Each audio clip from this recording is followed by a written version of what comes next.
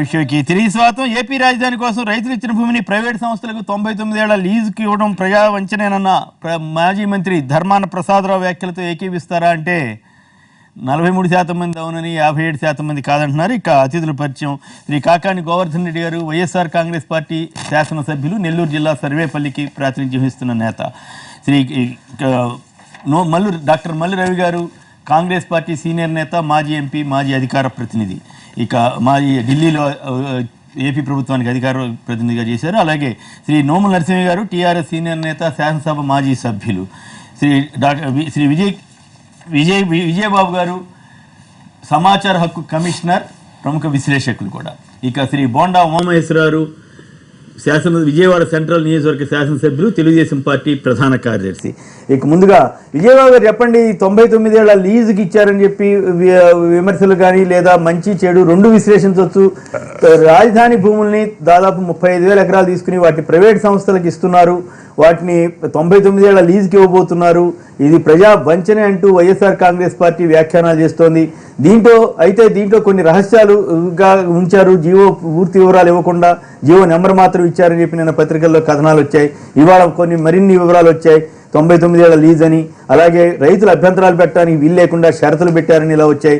ముందుగా మీకు దీని గురించి ఏమన్నా పూర్తిగా వివరాలు తెలిస్తే చెప్పండి, లేదంటే మీ కామెంట్ చెప్పండి.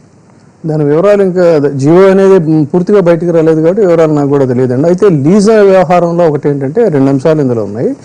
లీజ్ ఇచ్చినప్పుడు అందులో ఉండేటువంటి షరతులు ఏంటనేది చూసిన తర్వాతే మనం వ్యాఖ్యానం చేస్తే బాగుంటుంది. కారణం ఏంటంటే ప్రస్తుతం ఈ రాష్ట్రానికి ఉన్నటువంటి ఆర్థిక ఇబ్బందుల దృష్ట్యా లీజ్కి ఇవ్వడం అనేటువంటిది అనివార్యం కాబట్టి అందులో తప్పులేదు. అయితే ఏ షరతుల ప్రాతిపదికగా ఇస్తున్నారని, ఎందుకంటే లీజ్ అనేది 2 కోణాల్లో చూడాలి. ఒకటి 100 సంవత్సరాలు అంటే 99 అంటే 100 సంవత్సరాలు లీజ్ అనేది. ఈ 100 సంవత్సరాలు లీజ్ ఇచ్చిన తర్వాత దాదాపుగా ఈ ప్రభుత్వానికి కదా ఏ ప్రభుత్వంలో కూడా తిరిగి మళ్ళీ వాటిని స్వాధీనం చేసుకొని ప్రభుత్వానికి కట్టబెట్టినటువంటి పరిస్థితులు ఎక్కడా కూడా లేవు. ఒక చిన్నది కూడా ముఖ్యంగా ఏంటంటే దేవాదాయ భూములను అయితే అత్యంత విలువైనటువంటి భూములు. ఇవాళ మన మిత్రుడు విజయవాడలో ఎమ్మెల్యే కూడా ఉన్నారు, ఆయన కూడా చెప్పాలి. చాలా వాల్యుబుల్ ల్యాండ్స్, ఎండోమెంట్స్ ల్యాండ్స్, ముఖ్యంగా అమ్మవారికి సంబంధించినటువంటి భూములు నగరం నడిబొడ్డున అతి కారు చౌకగా లీజుకు తీసుకొని విద్యాలయాలు కట్టినటువంటి పరిస్థితుల్లో తిరిగి వాటిని వెనక్కి అంటే నామినల్ అమౌంట్ ఒక దైవ కార్యానికి తద్వారా సమాజానికి ఉపయోగపడాల్సినటువంటి భూముల్ని కారు చౌకగా గత ప్రభుత్వాలు కట్టబెట్టినటువంటి పరిస్థితి ఉంది. అలాగే అనేక చోట్ల కూడా ఉన్నాయి. కాబట్టి అంటే కోట్లాది విలువైనటువంటి ప్రభుత్వ ఆదాయం ఈ లీజుల ప్రాతిపదికగా దారాదత్తం చేస్తున్నారు. తిరిగి ఏమవుతుందంటే దీన్ని ఎక్స్టెన్షన్ చేసే పరిస్థితి వస్తుంది. ఇవాళ అయితే రాష్ట్రానికి ఏంటంటే అనివార్యం కాబట్టి ఇప్పుడు ఉన్నటువంటి పరిస్థితుల్లో కానీ విధి విధానాలు ఏంటనేటువంటిది చాలా స్పష్టంగా కనుక అందులో పొందుపరచకపోయినట్లయితే భవిష్యత్తులో ప్రజా ఆస్తులు నష్టపోయేటువంటి అవకాశం ఉంది ఇందులో. రైట్. ఉమామహేశ్వర గారు చెప్పండి, మీ దగ్గర ఏమైనా సమాచారం ఉందా అదనంగా ఈ 99 ఏళ్ల లీజు అట్లాగే ప్రైవేట్ వ్యక్తులకి భూములు ఇవ్వటం మీద మీ దగ్గర ఏమైనా సమాచారం ఉందా, లేదా మీ కామెంట్ చెప్పండి. అంటే సమాచారం అయితే ఇంకా పూర్తిగా నా దగ్గర కూడా ఏం లేదండి ఈ విషయం మీద.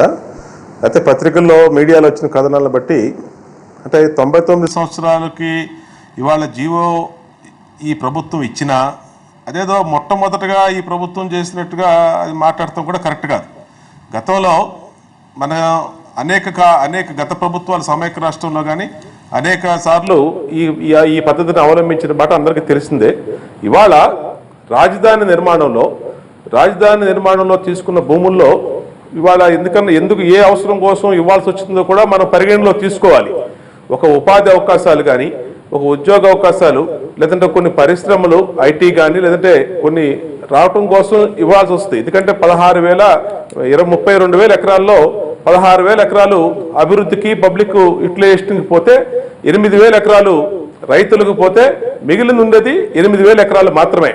మొన్న ఒక 800 ఎకరాలకి అక్కడక్కడ మిగిలిపోయిన వాటికి ఎక్విజిషన్ నోటిఫికేషన్ ఇవ్వడం జరిగింది. ఇవాళ దాంట్లో ఎంత ఎక్స్టెంట్ లీజ్ చూస్తాం మేము ఇవ్వగలుగుతుంది ప్రభుత్వం? చాలా లిమిటెడ్ ఎక్స్టెన్షన్ మాత్రమే, లిమిటెడ్ గా ఉన్నటువంటి ల్యాండ్ మాత్రమే ఇవ్వటానికి అవకాశం ఉంది. అది కూడా దేనికి?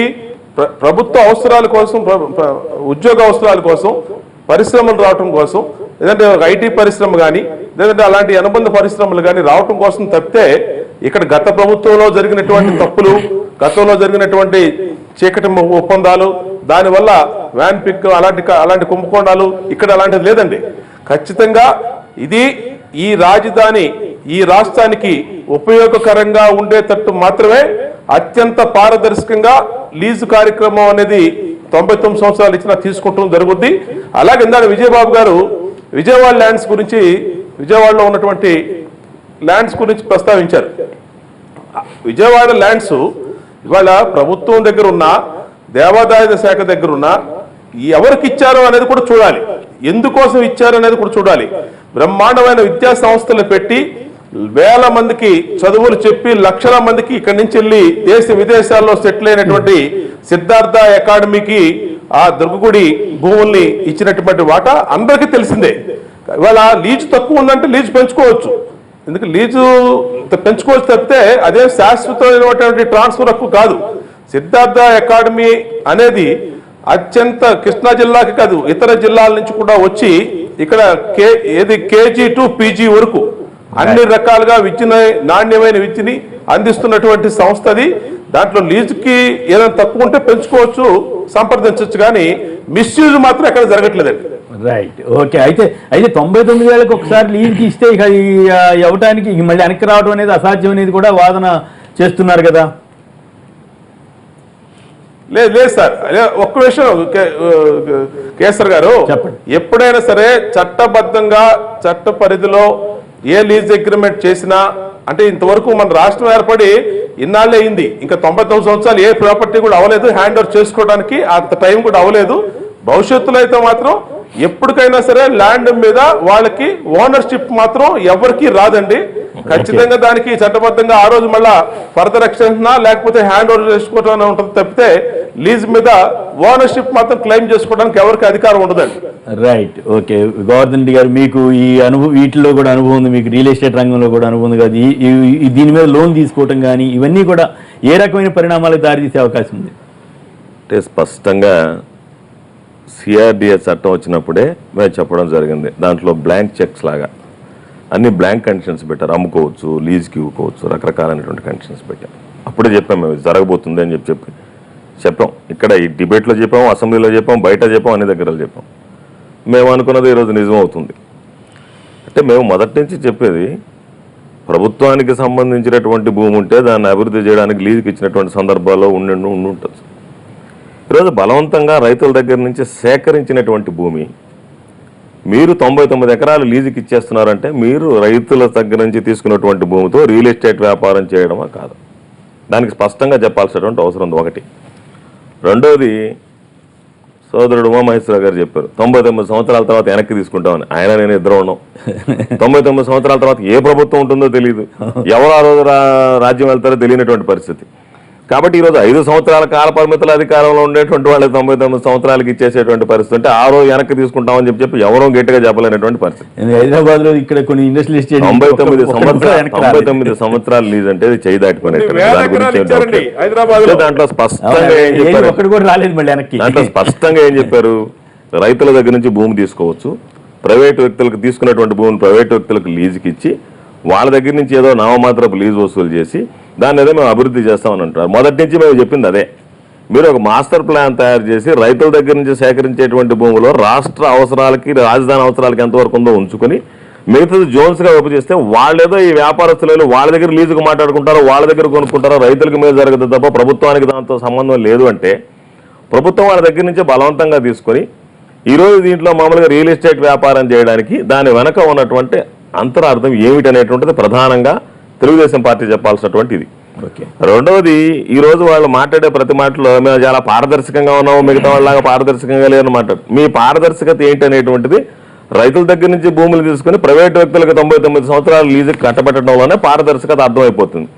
మీరు తీసుకోవాల్సినటువంటి అవసరం వచ్చింది, మీరు సమీకరించినటువంటి వాటిని 99 సంవత్సరాలకి రహస్యంగా ఉంచాల్సినటువంటి అవసరం వచ్చింది. 99 సంవత్సరాల తర్వాత మీరు లీజుకి ఇస్తామని చెప్పి 99 సంవత్సరాల తర్వాత లీజ్ అనేది మర్చిపోవచ్చు. మేము ఇద్దరం కలిసి పబ్లిక్ అకౌంట్స్ కమిటీలో సభ్యులం, అనేక దగ్గరకు వెళ్తే 30 సంవత్సరాలకి లీజ్ ఇచ్చినటువంటి భూములనే ఎవరికి సంబంధం లేకుండా, ఏమీ సంబంధం లేకుండా బ్యాంకులకు పెట్టేసి బ్యాంకుల దగ్గర నుంచి డబ్బులు తీసుకొచ్చుకుని వాటికి వచ్చినటువంటి లెక్కలు చూసేటువంటి పరిస్థితులు కూడా లేదు. ప్రభుత్వానికి భాగస్వామ్యం ఉన్నప్పటికీ వీటిలో ప్రభుత్వానికి భాగస్వామ్యం లేకుండా లీజ్ ఇచ్చిన తర్వాత లీజ్ ఇస్తారో లేదో తెలియదు, కడతారో లేదో తెలియదు. మాత్రం కొన్ని దగ్గర అయితే ఎకరాకు రూపాయి పెట్టారు. ఏది లీజు. ఈ రోజుల్లో ఎకరాకు రూపాయి లెక్క లీజు వసూలు చేసి నేను ఉమామహేశ్వరరావు గారు ఇద్దరు వెళ్ళి చూసి వచ్చాం. కాబట్టి అటువంటి పరిస్థితి కూడా దీని మీద బ్యాంక్ మార్టిగేజ్ పెట్టి బ్యాంక్ చేసుకోవచ్చు. అదేవిధంగా బ్యాంక్ ఇచ్చేదానికి ప్రతిదానికి ఇచ్చే కండిషన్ ఏంటంటే మేము లీజుకి ఇచ్చాము, లీజుకి ఇచ్చినటువంటి పొలాన్ని మీరు మీ అవసరాలకు ఉపయోగించుకోవచ్చు, దానికి కౌంటర్ గ్యారంటీ కూడా ఇచ్చేటువంటి అవకాశం ఉందేమో చూడాలి మరి జీవో వచ్చిన తర్వాత. ఒకవేళ కనుక వాళ్ళు కనుక డబ్బులు కట్టకపోతే గవర్నమెంట్ కౌంటర్ గ్యారంటీ ఇస్తుంది అనేటువంటిది కూడా ఉందేమో కండిషన్ అనేటువంటిది. ఇప్పుడు ఆ విధి విధానాలు ఏ విధంగా ఇచ్చారనేటువంటి చూడాలి. ఓకే, ఒక్క నిమిషం మిగతా వాళ్ళు కూడా మాట్లాడుతున్నారు. మళ్ళీ అందరికి సమానం చేద్దాం. ముందు మీకే చట్టంలో ఉన్న పరిధిలోనే పెట్టిందండి జీవో. అదే చెప్పేది. సిఆర్డిఏ చట్టం వచ్చినప్పుడే మా అనుమానాలన్నీ ఆ రోజు మేము బయట పెట్టాము. ఆ రోజు అన్ని విషయాలు చెప్పాం. అమ్ముకోవచ్చు, లీజుకి ఇవ్వచ్చు, ఇవన్నీ చెప్పినప్పుడు అనుకున్నాం ఇవన్నీ జరగబోతున్నాయని చెప్పి సిఆర్డిఏ చట్టంలో ముందు జాగ్రత్తగా పెట్టారని చెప్పి మేము ఏదైతే ఆ రోజు చెప్పామో అవన్నీ ఈ రోజు వాస్తవ రూపం దాలుస్తున్నాయి. అదే మేము చెప్పింది ఆ రోజు కూడా. ఈ విధంగా జరగబోతుంది. రైతుల దగ్గర నుంచి రైతుల దగ్గర నుంచి తీసుకోవాల్సినటువంటి అవసరం ఏమొచ్చిందండి? ప్రభుత్వానికి అసలు ఏం అవసరం ఉంటుంది ఆ భూమితో? ఇప్పుడు వీళ్ళు చెప్పేది డబ్బు కోసమని కాదు కదా, అభివృద్ధి కోసమని మాట్లాడుతున్నారు.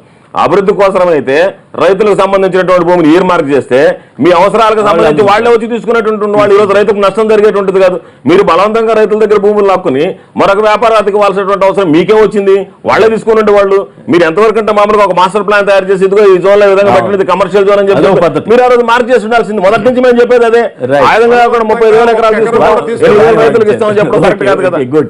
రవి గారు, మళ్ళీ రవి గారు, మీకు కూడా ఆ ఏరియాతో బాగా పరిచయం ఉంది కాబట్టి మీకు కామెంట్. అంటే పరిచయం ఉన్నా లేకపోయినా ల్యాండ్స్ గురించి తీసుకోవటం ఇవ్వటం అనే దాని మీద ఆలోచన చేసినప్పుడు ఇవాళ లీజు 99 సంవత్సరాలకు ఇవ్వటం అనేది అది మామూలుగా ప్రభుత్వ భూములు లీజుకి ఇస్తున్నారనేది ఒక భాగం అయితే, ఇవాళ కొత్తగా రాష్ట్రం ఏర్పడ్డ తర్వాత రాజధాని కోసం అని చెప్పి రాజధానికి 50,000 ఎకరాలు కావాలని 30,000 ఎకరాల భూమిని తీసుకొని దాంట్లో ఇప్పుడు లీజుకి ఇస్తారని చెప్పడం అనేది నిజంగా వారు చెప్పినట్టుగా ఇది రైతులను ఉంచడమే. ఎందుకంటే మీరు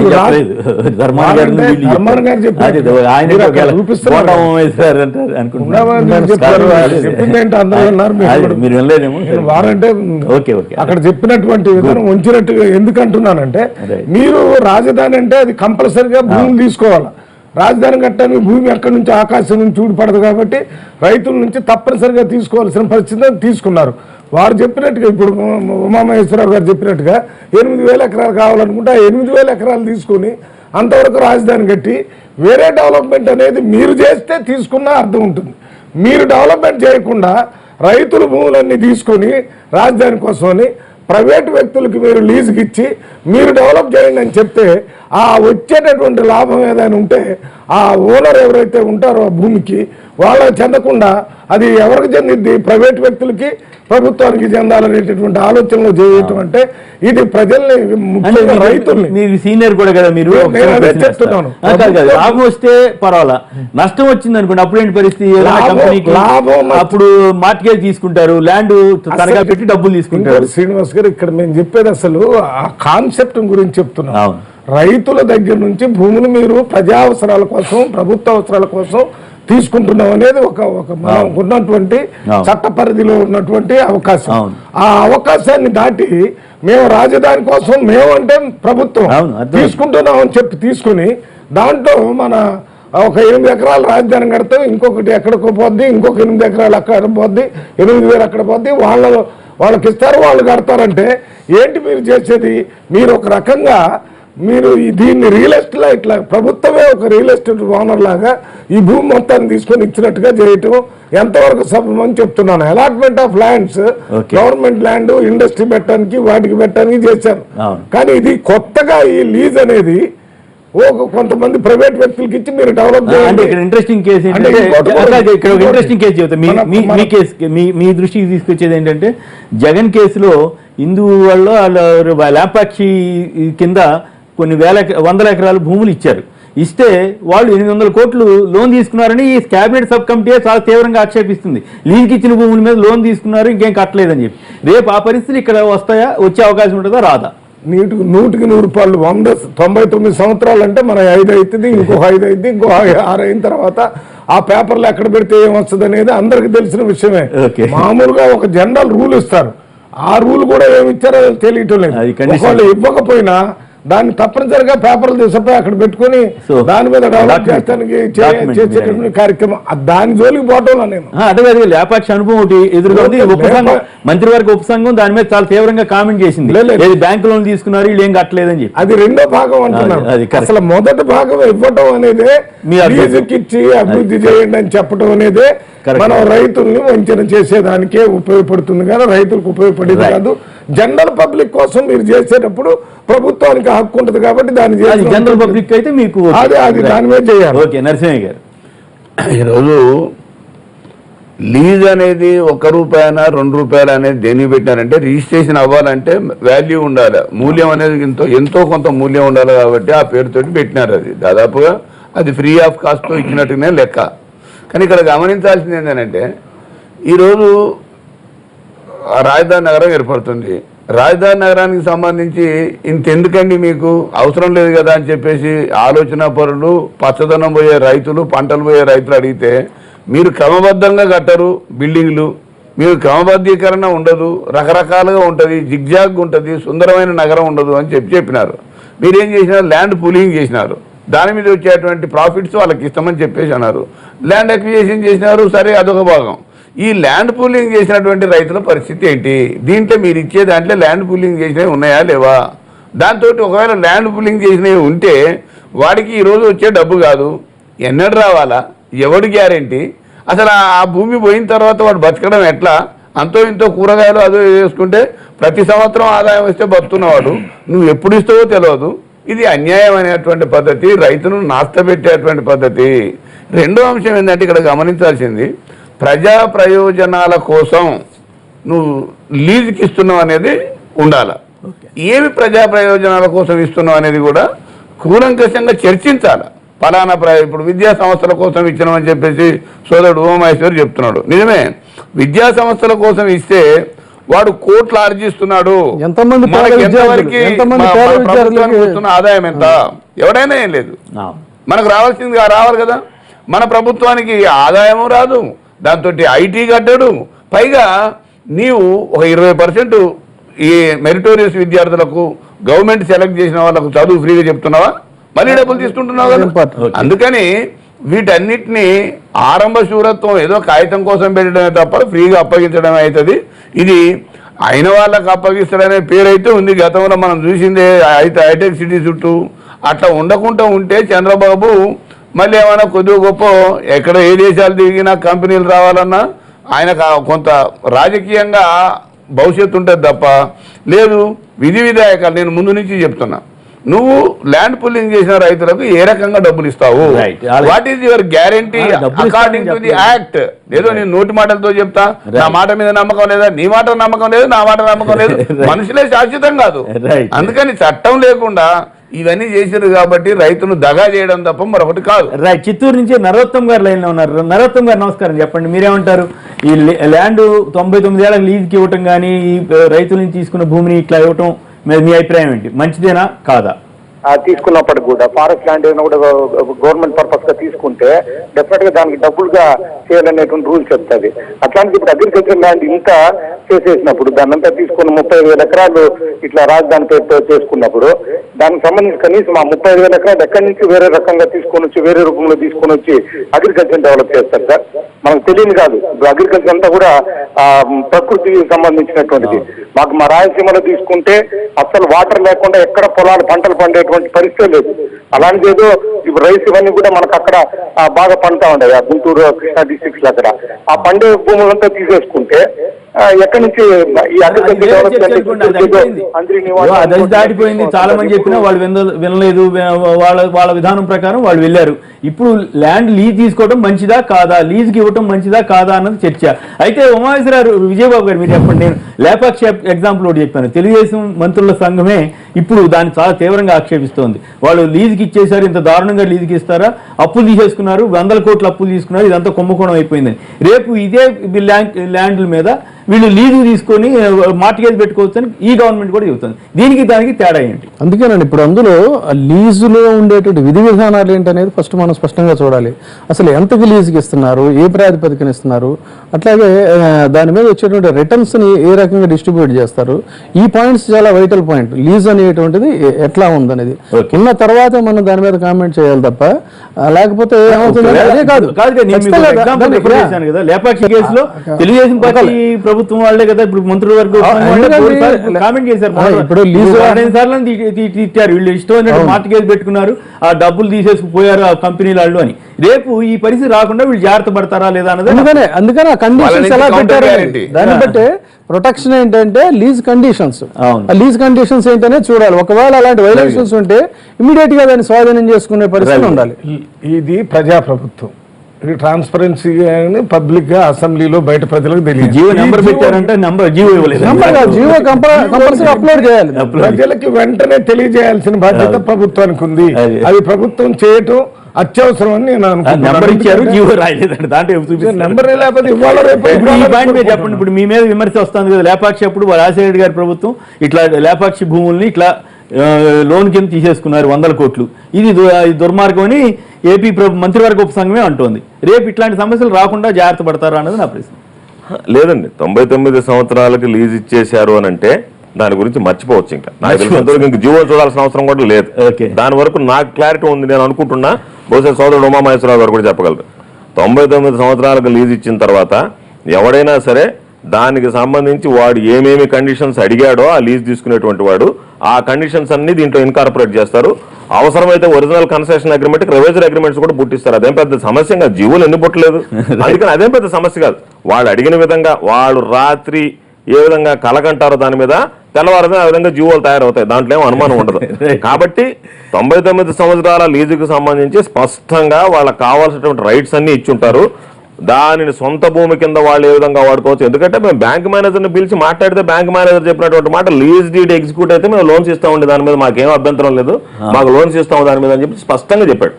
అందుకని చెప్పి లీజ్ డీడ్ ఎగ్జిక్యూట్ అయిపోయింది, లీజ్ డీడ్ రిజిస్టర్ అయిపోయింది అంటే వెంటనే అతనికి పూర్తిగా టైటిల్ వచ్చే విధంగా అతను బ్యాంకులో మార్టిగేజ్ చేసిన అది కట్టేది ఉండదు, ఇంకా పెట్టేది ఉండదు. దాని మీద వాళ్ళు డెవలప్ కావడమా లేదా దాన్ని వాడుకుని వెళ్ళిపోవడం అనేటువంటిది తర్వాత వాళ్ళకు ఉండేటువంటి అదృష్టం మీద గవర్నమెంట్ ఎప్పుడు జరగలేదండి. రాజారెడ్డి గారి గవర్నమెంట్ లో జరిగింది కదా, శేఖర్ రెడ్డి గారు లేపాక్షి భూములన్నీ ఇప్పుడు లేపాక్షి భూముల కింద లోన్ తీసుకున్నారు. చెప్పేది లీజుకు తీసుకున్నటువంటి ప్రతి వ్యక్తి కూడా నేను డెవలప్ చేస్తానని చెప్పి బ్యాంకుల దగ్గర తీసుకొని దాన్ని అందరూ సైఫన్ అవుట్ చేసేస్తున్నారు. అందుకనే మేము చెప్పేది ఈ రోజు మీరు చెప్పిన తర్వాత ఆ రోజు ప్రభుత్వ భూములు జరిగే ఈ రోజు ప్రైవేట్ భూములకి ఏ విధంగా జరుగుతుంది, ఇది ఇంకా దారుణమైనటువంటి ప్రజలను వంచేస్తున్నారు మీరు. ప్రభుత్వం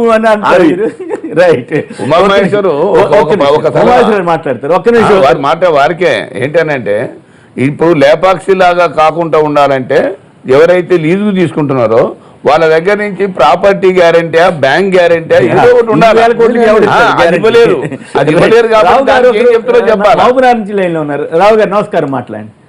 హలో నమస్కారం సార్. నమస్కారం, మాట్లాడండి. మీరేమంటారు?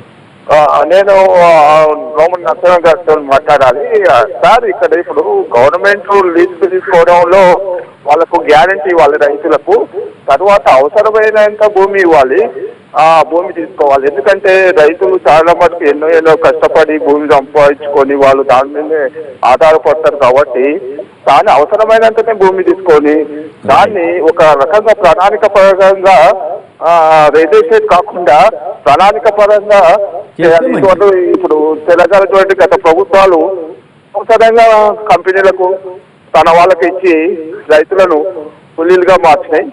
కాబట్టి అట్లా కాకుండా రైతులకు ఉపయోగపడే విధంగా తక్కువ భూమి తీసుకొని ఎక్కువ అభివృద్ధి చేస్తే రైతులకు ప్రభుత్వానికి మంచిది అంటారు. ఓకే, మంచి పాయింట్ చెప్పారు. ఉమామహేశ్వర గారు చెప్పండి, ఈ పాయింట్ నాకు వచ్చిన సందేహం. ఆ రకంగా జాగ్రత్త పడతారా లేదా? మంత్రివర్గ ఉపసంఘం ఒకటి ఏర్పాటు చేశారు గత ప్రభుత్వాల అవినీతి మీద. ఆ మంత్రులే చెబుతున్నారు లేపాక్షిలో 100 కోట్లు ప్రభుత్వ భూమిని అడ్డం పెట్టుకుని మార్టిగేజ్ చేసుకున్నారని. రేపు ఇక్కడ మార్టిగేజ్ చేసుకోవచ్చు అని అన్ని పత్రికల్లోనూ వచ్చింది షరతు. మార్టిగేజ్ చేసుకోకుండా కూడా గవర్నమెంట్ కానీ సంస్థలు కానీ ముందుకెళ్ళలేవు. మరి మార్టిగేజ్ చేసుకున్న తర్వాత ఆ డబ్బు వాళ్ళు సరిగా కడతారు. సో ఆ లేపాక్షి అనుభవం ఇక్కడ రాకుండా ఎలాంటి జాగ్రత్తలు తీసుకునే అవకాశం ఉంటుంది? ఉమామహేశ్వర గారు. ఇప్పుడు కేసర్ గారు చెప్పండి. బ్యాంకులు కూడా అనేక రకాలుగా ఇలాంటి విషయాల్లో దెబ్బలు తిన్నాయి. గతంలో వాళ్ళకి అనేకమైన అనుభవాలు ఉన్నాయి ఇది మార్ట్గేజ్ చేసుకునే విషయంలో. ఇవాళ మీరు ఇందా లేపాక్షి అన్నారు, అలాగే బ్రహ్మణి స్టీల్స్ కానీ లేపాక్షి కానీ మరి ఇంకా ఏదన్నా మొన్న గోవర్ధన్ రెడ్డి గారు మేము ఒక కాకినాడ సెజ్ చూసాం, జిఎంఆర్ సెజ్, బ్రహ్మాండమైనటువంటి పంటలు పండే సెజ్ని రైతుల దగ్గర భూములు లాక్కొని వాళ్ళకి అప్పచెప్తే దాన్ని కూడా మార్కెట్ చేసి వాళ్ళు జిఎంఆర్ వాళ్ళు లోన్లు తీసుకున్నారు. అవన్నీ కూడా క్యాగు కామెంట్ చేసింది. ఎన్నిటిని దృష్టిలో పెట్టుకొని ఇవాళ ఈ ప్రభుత్వం తప్పని పరిస్థితుల్లో మాత్రమే అక్కడ రాజధాని ప్రాంతంలో కొంత ఎక్స్టెంట్ ని, ఎక్కువ ఎక్స్టెంట్ కూడా ఇవ్వడానికి లేదండి ఇక్కడ. అది కూడా చాలా అంటే మన అక్కడ పెద్దలు చాలా విషయాలు గమనించాలి. అసలు ఎంత ఎక్స్టెంట్ ప్రభుత్వానికి వచ్చింది, ఎంత ఎక్స్టెంట్ దాన్ని లీజ్ అవుట్ చేయగలుగుతారు. 99 సంవత్సరాలు జీవోలో ఉన్నటువంటి పూర్తి కాల పరిమితి తప్పితే ఎవరికి 99 సంవత్సరాలు ఇంతవరకు ఇవ్వలా. దాంట్లో 30 సంవత్సరాలు ఇవ్వచ్చు, 20 సంవత్సరాలు ఇవ్వచ్చు. 99 ఇయర్స్ అనేది మాక్సిమం లిమిటేషన్. 99 ఇయర్స్ అసలు ఈ పరిస్థితి దేనికి వచ్చింది? ఇవాళ కేంద్ర ప్రభుత్వం నుంచి చట్టంలోనో ఈ రాజధానికి నిధులు ఇవ్వమని ఏం పెట్టలా. ఇంత నిధులు ఇవ్వమని చెప్పి ఒక స్పెసిఫిక్ ఫిగర్ ఏమి అప్పుడు విభజన చేసినప్పుడు పెట్టలా. ఆల్రెడీ 1500 కోట్లు రెడీగా ఉంటే మీరు వెళ్తారు మళ్ళీ. ఆల్రెడీ 1500 కోట్లు కేంద్రం రాష్ట్ర ప్రభుత్వం దగ్గర సరైన పూర్తి స్థాయిలో నిధులు లేవు. ఇవాళ కేంద్ర ప్రభుత్వం తీసుకొచ్చిన ఇచ్చిన 1500 కోట్లు కానీ లేదంటే ఇంకా ఇక్కడ ఉన్నటువంటి ల్యాండ్ ఇచ్చి చెప్పేది మార్టిగేజ్ పెట్టడాన్ని, గవర్నమెంట్ భూమి ఇస్తేనే మీరు మార్టిగేజ్ పెట్టడాన్ని చాలా తీవ్రంగా తప్పు పట్టారు. మంత్రుల ఉపసంఘం చాలా తీవ్రంగా లేపాక్షి కంపెనీని చాలా తీవ్రంగా తప్పు పట్టింది. అలాంటి తెలుగుదేశం రైతుల నుంచి తీసుకుని లీజుకి ఇచ్చి వాళ్ళు బ్యాంకుల నుంచి డబ్బులు తీసుకుంటే అది ఏదైనా ప్రాబ్లం అయితే ఏమిటి అన్న దానికి మీ దగ్గర ఏమైనా పరిష్కారం ఉందా అన్నది ఆ పాయింట్.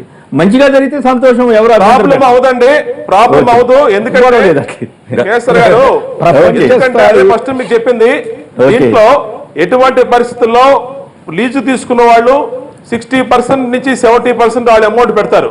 బ్యాంకుల నుంచి 40% నుంచి 50% మాత్రమే లోన్ తీసుకుంటారు.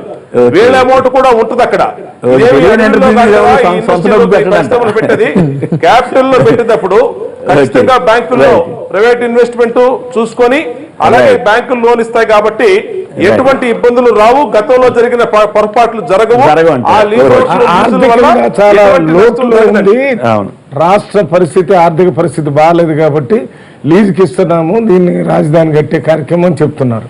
ప్రపంచ స్థాయి రాజధాని కట్టడానికి రైతుల దగ్గర భూములు తీసుకొని లీజుకి ఇచ్చి వాళ్ళకి అన్యాయం చేసి వాళ్ళ ప్రపంచ స్థాయి రాజధాని కట్టాలి. అక్కడ మీరు అవసరమైన రాజధాని కట్టండి. మీ దగ్గర మీకు what is required you construct. మీరు ఇప్పుడు ఎందుకు తీసుకొని లీజుకి ఇస్తున్నారు? లీజుకి ఇచ్చేటప్పుడు మాకు డబ్బులు లేవు కాబట్టి ఇస్తున్నాం అంటే, నీకు డబ్బులు లేకపోతే మీ అవసరాన్ని బట్టి కంపెనీ వాడు ఏం చేస్తాడు, మా దగ్గర డబ్బులు లేవు కాబట్టి బ్యాంకులు మోడీలాగా 10 లక్షల రూపాయలు కోటి కొట్టుకుంటారు, నాకు డబ్బులు లేవనంటే ఎట్ట కుదిరింది? నీకు కోటి వేసుకోవడానికి అభ్యంతరం లేదు, ఒక్కొక్కటి 10 లక్షలు 20 లక్షలు వేసుకునేటటువంటి ఏర్పాటు చేయకూడదు. మీరు చెప్పిన దానికి స్పష్టంగా సమాధానం చెప్పాల్సింది. గత ప్రభుత్వంలో ఈ విధంగా జరిగాయి అని చెప్పి గత ప్రభుత్వం చెప్పింది.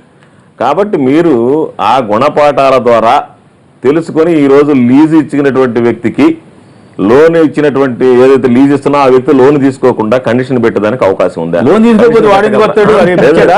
పోయినసారి జరిగింది, ఈసారి జరగదనేది కౌంటర్ గ్యారంటీనా ఫేస్ వైజ్ ఇంత డెవలప్ చేస్తే ఇంత మామూలుగా లోన్ ఇంత తీసుకోవాలనేటువంటి దానైనా పని కావాలి. రియల్ ఎస్టేట్ లో మీకు చాలా అనుభవం ఉంది కదా, రియల్ ఎస్టేట్ వ్యాపారులు కానీ ఇట్లాంటి బిల్డర్లు కానీ సొంత డబ్బు ఎప్పుడైనా పైసా పెడతారా? కాదు అని చెప్తుంటే సొంత డబ్బు ఎవరైనా పెడతారా? ఇప్పుడు ఆ ల్యాండ్ తీసుకొని ఆ ల్యాండ్ మార్టిగేజ్ చేసి ఫస్ట్ ఇన్స్టాల్మెంట్ అమౌంట్ తీసుకొని దాంతో ఏదైనా డెవలప్ చేస్తున్నానని చెప్పి ఆ అకౌంట్స్ అన్ని కుకప్ చేసి ఏదో ఒక విధంగా మామూలుగా సైఫన్ తప్ప వేరే ఉపయోగం ఉండదు. అప్పుడు పోయేది మాత్రం ఆ రైతులు ఇచ్చినటువంటి ప్రభుత్వ భూమి. అది కరెక్ట్. ఇది ఓన్లీ రాజకీయ మాత్రమే. Right, okay. ఏదేమైనా ఒకటి, ఈ కండిషన్స్ ఇవన్నీ కూడా పారదర్శకంగా మేము ఇట్లా చేస్తున్నామని చెప్పి చేస్తే ప్రభుత్వానికి మంచి పేరు వస్తుంది. లేకుంటే అనేక సందేహాలు, అనుమానాలు, జీవో నెంబర్ ఇచ్చి జీవో ఇవ్వకపోవడం ఇట్లాంటి విమర్శలకు ఆస్కారం లేకుండా ప్రత్యేకించి లేపాక్షి ఇటువంటి విషయాల్లో ప్రభుత్వమే విమర్శలు చేస్తున్న నేపథ్యంలో మరి ఇటువంటి చోట్ల ఇక్కడ ఎలా మార్టిగేజ్ పెట్టాలి, ఎలా లోన్ తీసుకున్న తర్వాత ఆ తర్వాత ఏమవుతుంది, ఇటువంటి విషయాల మీద స్పష్టతతో ముందుకు వెళ్ళకపోతే మళ్ళీ ఈ ప్రభుత్వం కూడా ఇబ్బందులు పడే అవకాశం ఉంటుందని చెప్పక తప్పదు. ఏపీ రాజధాని కోసం రైతులు ఇచ్చిన భూమిని ప్రైవేట్ సంస్థలకు లీజుకి ఇవ్వడం ప్రజా వంచనేనన్న మాజీ మంత్రి ధర్మాన వ్యాఖ్యలను సమర్థిస్తారా అంటే 34% మంది మాత్రమే అవునని, 66% మంది కాదంటున్నారు. ఇప్పుడు చిన్న విరామం తర్వాత లైవ్ షో కొనసాగుతుంది.